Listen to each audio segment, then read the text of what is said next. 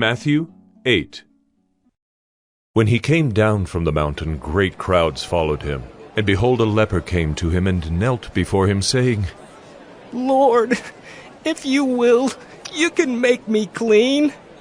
And Jesus stretched out his hand and touched him, saying, I will, be clean. And immediately his leprosy was cleansed. And Jesus said to him, See that you say nothing to anyone, but go, show yourself to the priests and offer the gift that Moses commanded, for a proof to them. When he entered Capernaum, a centurion came forward to him, appealing to him. Lord, my servant is lying paralyzed at home, suffering terribly. And he said to him, I will come and heal him. But the centurion replied, Lord, I am not worthy to have you come under my roof, but only say the word, and my servant will be healed. For I too am a man under authority, with soldiers under me. And I say to one, Go, and he goes, and to another, Come, and he comes, and to my servant, Do this, and he does it. When Jesus heard this, he marveled, and said to those who followed him, Truly, I tell you, with no one in Israel have I found such faith. I tell you, many will come from east and west and recline at table with Abraham, Isaac, and Jacob in the kingdom of heaven, while the sons of the kingdom will be thrown into the outer darkness. In that place there will be weeping and gnashing of teeth. And to the centurion Jesus said, Go, let it be done for you as you have believed. And the servant was healed at that very moment.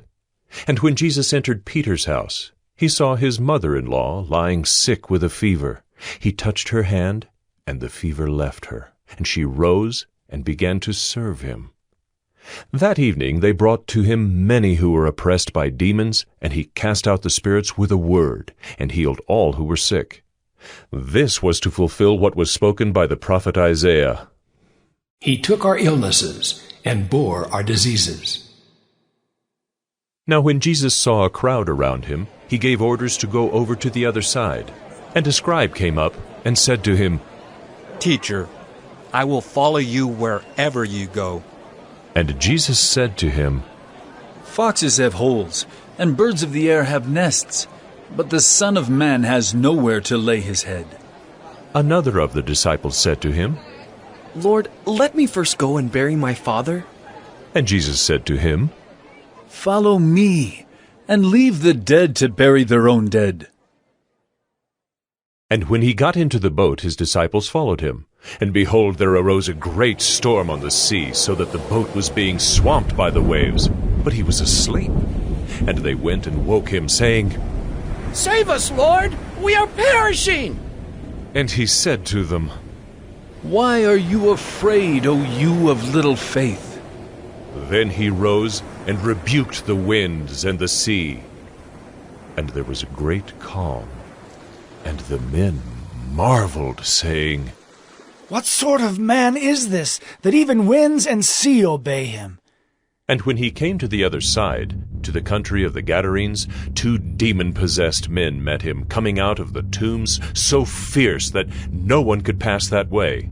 And behold, they cried out, What have you to do with us, O Son of God? Have you come here to torment us before the time? Now a herd of many pigs was feeding at some distance from them, and the demons begged him, saying, If you cast us out, send us away into the herd of pigs. And he said to them, Go. So they came out and went into the pigs, and behold, the whole herd rushed down the steep bank into the sea and drowned in the waters. The herdsmen fled, and going into the city they told everything, especially what had happened to the demon-possessed men. And behold, all the city came out to meet Jesus, and when they saw him, they begged him to leave their region.